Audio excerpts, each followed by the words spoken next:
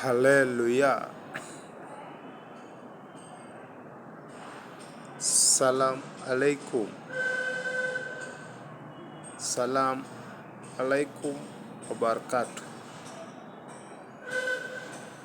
Leo ni siku ingine njema sana. It's a very a nice day yet again, provided by the Lord. So I'm happy to be alive again, so that I can share a little caption of a video with my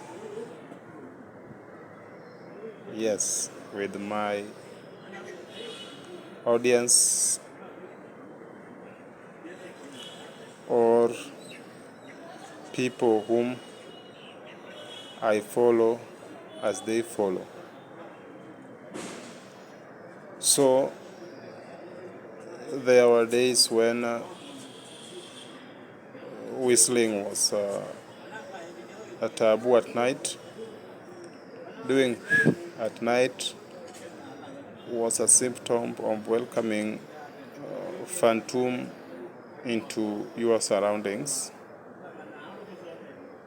Those days, or even whistling, was a taboo for women. But now, the way we used to hold the importance we used to give such occurrences or such situations is now blurring away, and people see them as less important. Other people even don't know that such situation existed.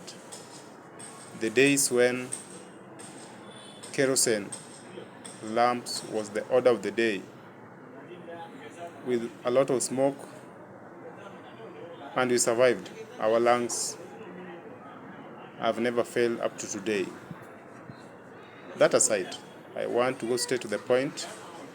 There is a problem which I've seen. It started in the mid-20th century, and it's continuing to balloon each and every day, and it's becoming conspicuous and bright in color. There is this issue which says that men are providers, as women are there to be provided for, because the notions only measure on men, that men are providers. So, it's the truth, but the sentiment or the thing or the situation is not complete. So the sentiment should go ahead and clarify that men are providers of what? So this is the problem. In ancient times, men in African culture, men were to marry. So men were to marry, and after marrying, they were to bring up their families. So what were men providing? What were they providing? Men provided homes. Men provided land, and men provided security. Those are three things which men provided in ancient times. In the days when I was not still there, I can't say the days of our great-great-grandfather until now, my grandfather. Men were providing homes, land, and security. So home is where family would live. Children and women, and most importantly, they were mostly polygamous.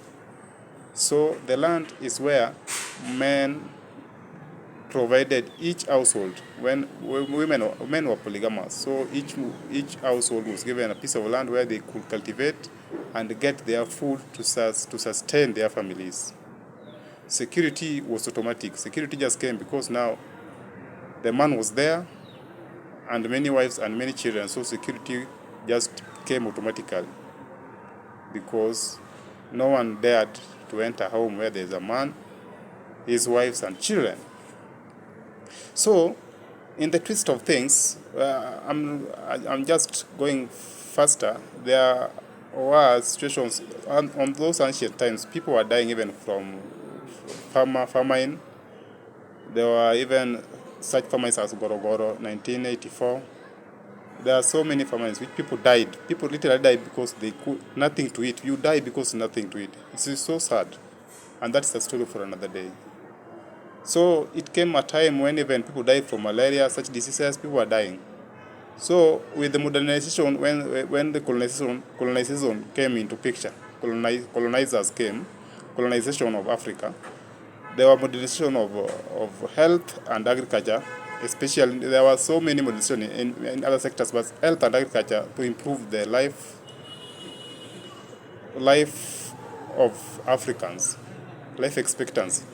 So there were no more deaths. Population grew, and there was what was called urbanization. So when urbanization chipped in, young men came to towns. So the family system was erupted because now the head of the family were away. So while they were away, they missed their family. So they would send small tokens of money to supplement the surplus of the food from the farms. So with the time, women also started to walk to the towns to visit their husbands. So that's how they came. They were to remain in houses while men go to work because there was Kipande system that only people with Kipande were to work and only people with Kipande were men. So with the time, it opened ways that Kipande was provided for women and women now started going to work. You see how things started meandering and twisting.